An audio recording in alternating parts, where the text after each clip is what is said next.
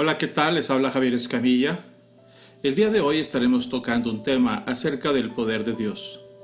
Este tema lo estudiaremos basado en la carta del apóstol Pablo a los Efesios, en el capítulo número 1, versículos 15 al 23.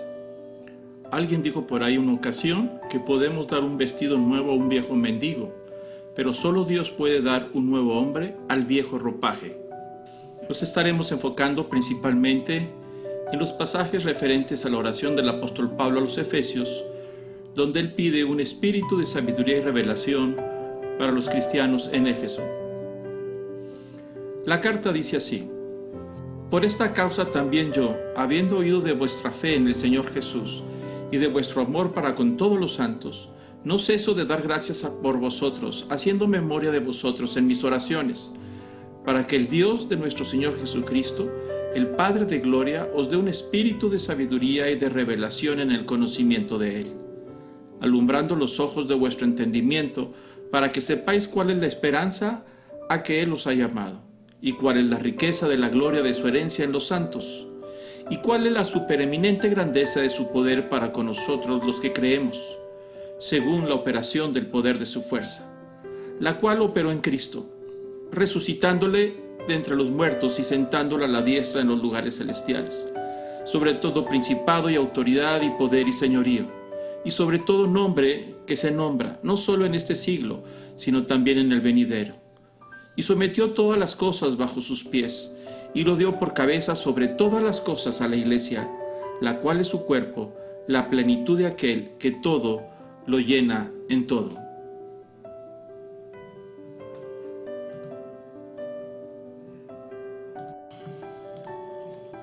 Iniciemos la carta. Iniciemos por el capítulo 1, versículo 15. Dice el apóstol Pablo: Por esta causa también yo, habiendo oído de vuestra fe en el Señor Jesús y de vuestro amor para con todos los santos, no ceso de dar gracias por vosotros, haciendo memoria de vosotros en mis oraciones. Y aquí está la oración del apóstol Pablo que hace por los efesios. ¿Cuál es el deseo de su corazón? El versículo 17 podemos ver la oración del apóstol Pablo, donde él le pide a Dios, el Padre de nuestro Señor Jesucristo, Padre de gloria, que les dé un espíritu de sabiduría y de revelación en el conocimiento de Él.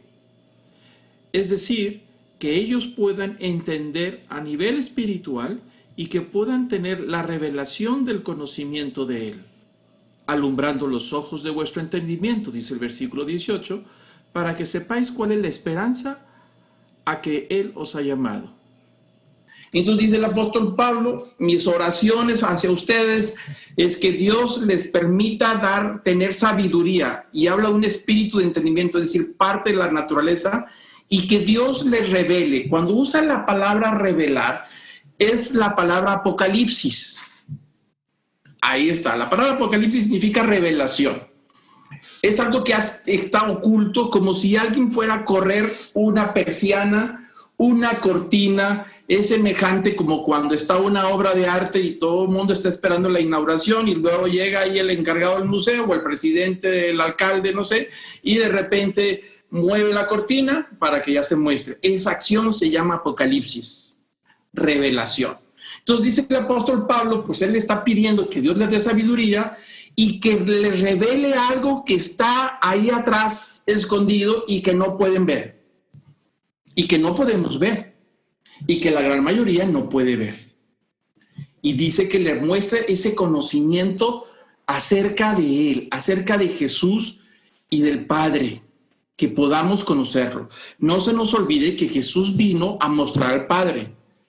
Jesús dijo en varias ocasiones: he venido a mostrarles al Padre. Del Padre de Dios sabíamos muy poco, más lo que estaba revelado en el Antiguo Testamento, pero era muy poco, sabíamos poco de Él. Con Jesús viene a revelar muchos más atributos acerca del Padre hacia nosotros. Hay una revelación mucho más completa y ahora le conocemos un poco más. Pero aún así, con todo lo que está ahí escrito, el apóstol Pablo está diciendo que solamente de parte de Dios, cuando Dios quiere, como que abre en el individuo un espíritu de sabiduría y le muestra cosas de Dios y de Jesús que están ocultas, pero que ahí están. pero no las vemos. No podemos negar que hay un mundo paralelo desde el momento en que Jesús dijo, el reino de los cielos ha llegado a ustedes y está entre ustedes, dijo Jesús. Es decir, nosotros vivimos en este mundo material, pero hay un mundo espiritual paralelo que se mueve al mismo tiempo con nosotros, nada más que no lo vemos, y ahí está ese reino espiritual donde suceden cosas incomprensibles para nosotros, donde se mueve la voluntad de Dios, donde hay espíritus de maldad y de bondad, pero todo está sujeto al poder y a la autoridad de Dios, cosas que no vemos, pero sabemos que están ahí. De cuando en cuando sucede que se tocan estos dos y vemos o alguien revela o alguien muestra o una profecía como los grandes profetas o manifestaciones del poder de Dios, milagros, maravillas, se tocan y entonces este mundo espiritual empieza a tocar al mundo material. Y dice el apóstol Pablo, pues tanto deseo que ustedes cristianos de Éfeso pueda el Padre darles este espíritu de sabiduría y que les revele lo que está escondido en él. Dice el versículo 18, alumbrando los ojos de vuestro entendimiento, es decir, traer claridad a la manera en que nosotros entendemos las cosas. Nosotros fuimos educados desde pequeños para entender el mundo en que nos movemos. Fuimos entrenados para relacionarnos con el mundo que nos rodea, con los objetos, con las ideas, con la vida social, la vida material, el mundo de trabajo, el mundo emocional, todas esas cosas que forman parte de nosotros en el cual vivimos, fuimos entrenados y educados para poder relacionarnos con ellos, irlo descubriendo poco a poco. Pero dice el apóstol Pablo que su petición es que el Padre abra los ojos de un nuevo entendimiento. Es decir, de romper unos esquemas en los cuales crecimos toda la vida para poder entender ahora algo a nivel espiritual. Si estamos hablando del mundo espiritual, ahora hay que entenderlo espiritualmente. Por eso hace esta oración. Y entonces dice, yo le pido que les abra los ojos del entendimiento para que ahora sepan cuál es la esperanza a que Él os ha llamado. Es decir, aquí hay un tema de esperanza. No vamos a hablar de ese tema hoy. Pero todo hijo de Dios está íntimamente ligado a la palabra esperanza. La persona fue transformado en una nueva criatura, fue salvado y a partir de ese momento Dios le puso un rumbo, un destino, un objetivo y ese objetivo se va a cumplir cuando estemos con Él en su presencia o que Él venga antes. Y mientras eso sucede, todos nosotros vivimos en una esperanza. ¿Por qué razón? Porque a Jesús no lo hemos visto. Ni ustedes ni yo lo hemos visto. Nadie lo ha visto. Lo vieron hace 2000 años. Pero confiamos en Él, pero creemos en Él, pero hablamos con Él, interactuamos con Él. Eso se llama esperanza, que un día lo vamos a ver cara a cara. Entonces dice el apóstol Pablo, que Dios pueda abrir los ojos a nivel intelectual de cómo entendemos el mundo espiritual para que nosotros entendamos cuál es la esperanza con que Cristo nos ha llamado, entender cuál es el objetivo, el plan y propósito ahora que hemos nacido de nuevo, en una esperanza nueva. Y sigue diciendo todavía que quiere que alumbre los ojos del entendimiento para que aparte nosotros sepamos cuáles son las riquezas de la gloria de su herencia en los santos. Entonces dice, quiero que sepan, y Padre, ábrele los ojos del entendimiento, que dejen de entender el mundo espiritual en la misma categoría como entendemos el mundo material, que dejen de medirlo como medimos el mundo en que nos movemos, y que entiendan que el mundo espiritual, tu reino, tiene otras leyes, otras reglas, se mueve de otra manera, no hay lógica, no es la misma lógica que en la cual nosotros nos movemos, y que por supuesto hay una esperanza, y que aparte quiero que tú les permitas que ellos entiendan en qué consiste la riqueza de la gloria de una herencia. Entonces, aquí entramos con ciertos temas. Para empezar, ¿sabemos que somos herederos o no?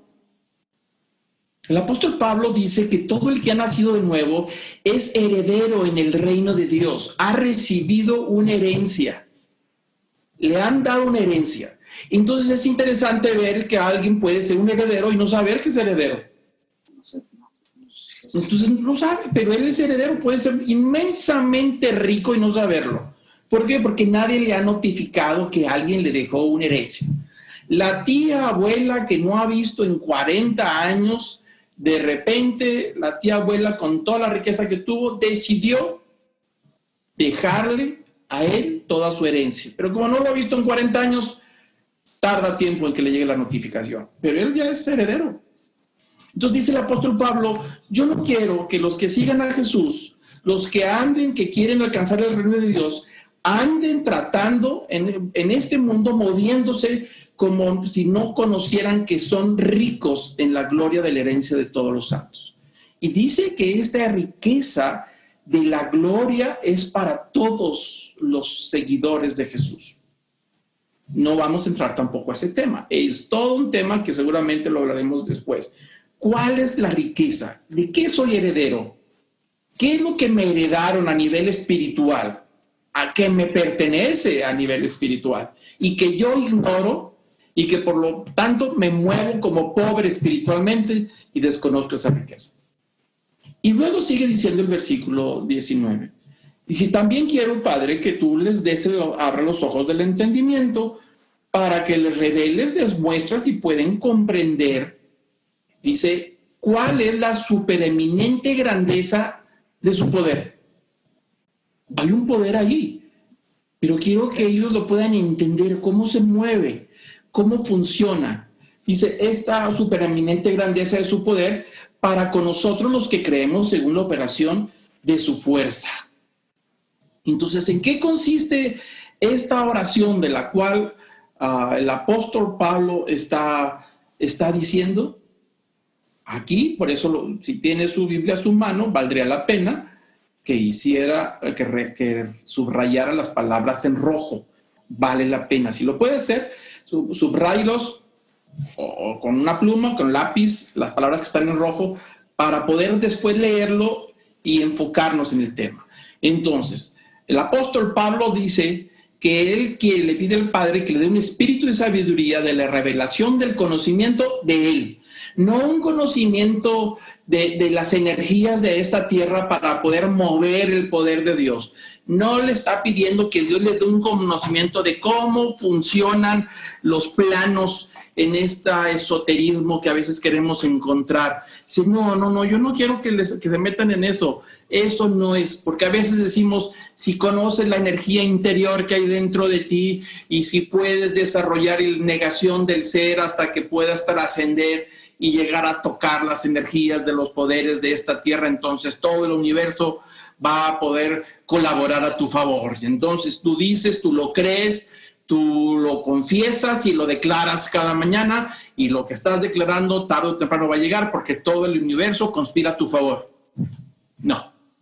El apóstol Pablo dice, no es un conocimiento oculto. Es algo que ahí está y que el Padre tiene que revelar a cada uno y que tenemos que buscar. Y entonces dice el apóstol Pablo sobre ese poder que es para todos nosotros. Entonces quiero que entiendan y comprendan la esperanza a la cual Dios nos ha estado llamando, cuál es la meta y objetivo de todo cristiano ahora en adelante, desde el momento en que el Padre se lo ha hecho una nueva criatura, y que conozcan su herencia. Quiero que conozcan su herencia, dice el apóstol Pablo. Son herederos y no saben, no se dan cuenta que ahí está un poder y que ahí está una riqueza y que ahí hay una esperanza y no la conocen. A veces decimos que somos hijos de Dios y no lo conocemos. El problema es que a veces la religión nos entorpece, nos entretiene, nos envuelve y simulamos una vida cristiana con una serie de observancias y prácticas y una serie de cosas, pero cuando nos quedamos ahí solamente, eso evita que nosotros tengamos la mayor revelación de Jesucristo, del plan de Dios, de su esperanza, de la herencia que hemos alcanzado en Cristo, que lo heredamos para nosotros, y conocer el poder de Dios. Esas 4 cosas, dice el apóstol Pablo en la oración, que quiere que todo cristiano, nosotros debemos de buscar y anhelar. Todos debemos de buscar aumentar el conocimiento de Él, conocer la esperanza que Él nos ha dado, la herencia y el poder de Dios. Hoy solamente nos vamos a concentrar en el punto número 4, que conozcan el poder de Dios. Eso es lo que vamos a hablar solamente el día de hoy. Todos los demás son temas buenos, pero no nos va a alcanzar, por supuesto, a ir profundizando en todo. Pero vamos a notar aquí algo en el versículo 19 para que también subraye su Biblia y vamos a repetir una vez más. Dice, refiriéndose Pablo a que conociéramos y tuviéramos entendimiento y la revelación de ese poder. Dice, ¿y cuál? Dice, deseo que sepan cuál es la supereminente grandeza de su poder. 3 palabras nos van a ayudar a entender este versículo. Supereminente, la palabra grandeza y la palabra poder. Nos va a dar una pista para entender el versículo a lo que se está refiriendo. La palabra supereminente viene del griego hiper, que es super, algo grandote, inmenso, gigantesco, algo que es difícil alcanzar los límites, por eso se llama hiper, que sobrepasa las medidas. Eso es lo que quiere decir. La palabra supereminente dice es algo que pasa los límites, las medidas, es muy grande, es muy gigantesco. Y la segunda palabra grandeza en griego es megatón y significa miles de toneladas. Miles, no dice cuántas. Mega, ya sabemos, los que estamos familiarizados ahora con la tecnología, de cuántos megas es tu velocidad, de cuántos megas es tu almacenamiento, de cuántos megas es tu conexión. Usamos la palabra megas, pero significa miles. Y toneladas, significa 1000, volumen, peso. Estamos hablando en volumen. Megatón, cuando la combina, son miles de toneladas. Vamos a tratar de entenderlo, lo que el apóstol Pablo está tratando de decir a nivel material, humano. Él está hablando de algo espiritual. El poder de Dios no se puede tocar y no se puede ver. Pero quiere que él entienda, quiere que los seguidores de Jesús comprendan. Entonces usa palabras humanas para poder más o menos describir un poquito de en qué consiste ese poder. Por eso él dice, yo deseo que el Padre le revele cuál es la supereminente grandeza del poder. Y la palabra poder es dínamo o dínamos. Es una palabra en griego que significa básicamente energía. Es decir, algo que genera energía. Algunos de ustedes, bueno, muy jóvenes, pero algunos que usamos bicicleta, jovencitos, tenía un aparatito en la llanta de atrás que se llamaba dínamo y tocaba con la rueda y al dar vuelta a la rueda generaba energía para encender un foquito en la noche. Y andabas en la bicicleta con luz, no era de baterías, era un dínamo, nunca se le acababa la batería porque el dínamo estaba generando energía. Entonces la palabra y poder se está refiriendo al dínamo, a la energía que hace que las cosas sucedan, a esa energía que hace que las cosas se transformen o sean creadas de la nada. Entonces, si nosotros leemos un poquito más este versículo, dice el apóstol Pablo, yo deseo y le pido al Padre que les muestre, les revele, les dé entendimiento de cómo funciona la super gigantesca, grandísima, miles de toneladas de energía. Dínamo también se usa para la palabra dinamita. De ahí viene la raíz. Dinamita viene de dínamos, es energía. Cuando hay una explosión, que hay una liberación de energía. Cuando es la bomba atómica, libera energía. De ahí viene el concepto de dinamita. Dijo, yo deseo que conozcan y entiendan qué tan grande es el poder de Dios, de miles de toneladas de energía transformadora que genera y crea algo que no existe y mueve piezas sin importar los límites, y es a nivel espiritual, pero toca al mundo terrenal. Se tocan y algo sucede. Es tan grande que es incomprensible. Por eso usa estas 3 palabras, para tratar de explicar el poder de Dios. Y él dice que ese poder gigantesco, incomprensible, que es transformador y que es energía espiritual para crear y generar y transformar y hacer nuevas las cosas y crear un nuevo nombre, todo esto que hablamos, dice ese poder para con nosotros, los que creemos. Entonces el tema es que toda esta gran bendición de este poder incomprensible que no se puede manejar, no es para todos. Es para los que creen, nada más. Ese poder del que habla Pablo se ha tratado de imitar a través de los siglos. La hechicería, la brujería, el esoterismo y la religión es una línea muy delgadita la que separa. Se mezclan y en la antigüedad estaban mezclados. Era casi lo mismo.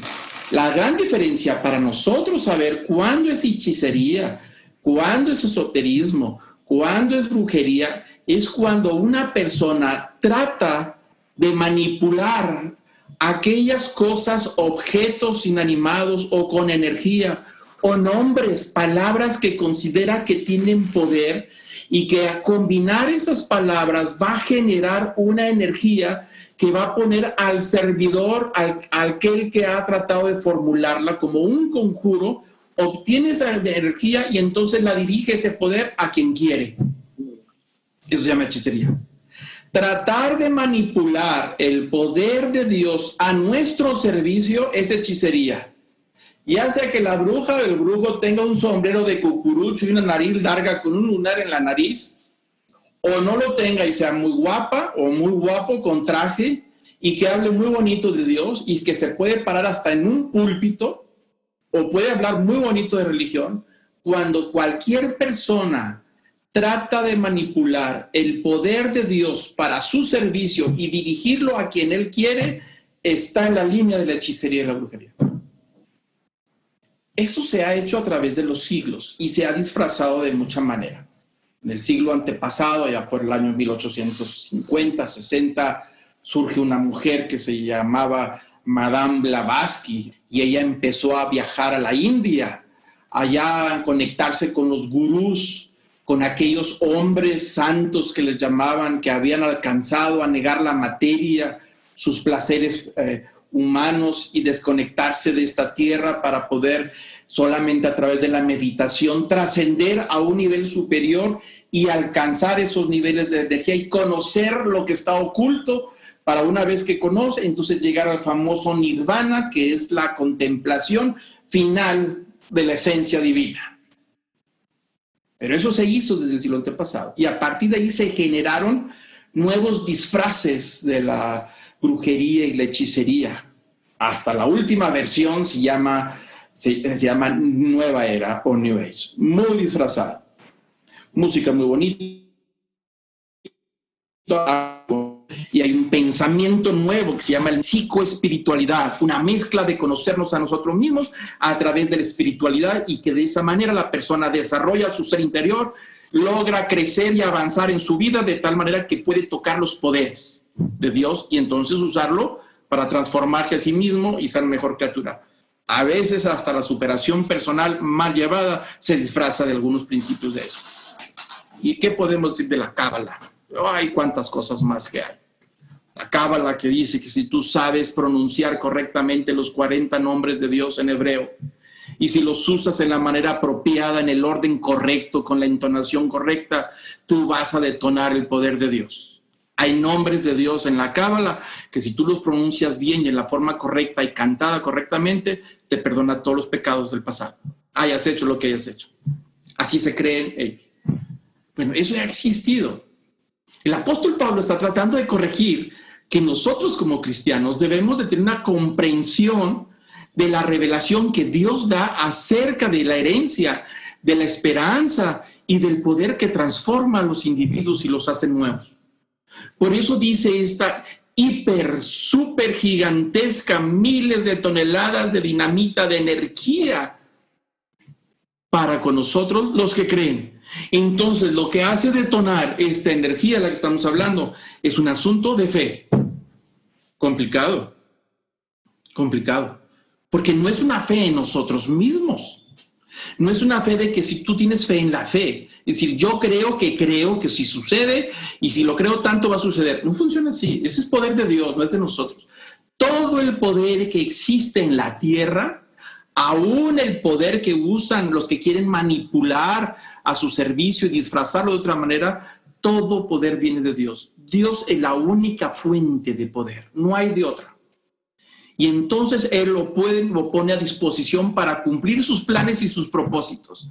No existe en ninguna parte de la Biblia la más mínima idea que el plan de Dios de poner el poder de Dios en aquellos que lo siguen es para poder que hagan cosas buenas y hagan trucos y entonces hagan milagros por todos lados. No tiene nada que ver. El poder de Dios es dado a los que creen para cumplir sus propósitos y su voluntad, porque Dios a cada uno nos ha dado una misión y un objetivo. Y ese poder puede transformar a las personas. Pero a veces nos equivocamos y cometemos errores cuando de repente decimos, no, compadre, usted solamente diga lo que dice la Biblia y va a suceder. No funciona así. Esto es solamente para las personas que creen en Jesús, no que creen en sí mismos, no que creen en la religión, no porque creen que creen, no. Es para las personas que han entregado su vida y que han sido transformados como en hijos de Dios y ahora son herederos de Dios. Es una nueva criatura totalmente. Y entonces es indispensable que la llave que detone todo esto que funciona es una llave que solamente se alinea. Es decir, no es algo que tú se la pasas a alguien y tenga con esta llavecita va a detonar el poder de Dios, como dicen las fórmulas hechiceras y los conjuros, y los más modernos del pensamiento positivo y la declaración, hacer de cosas. No funciona así. Tú no puedes pasarle la llave a nadie.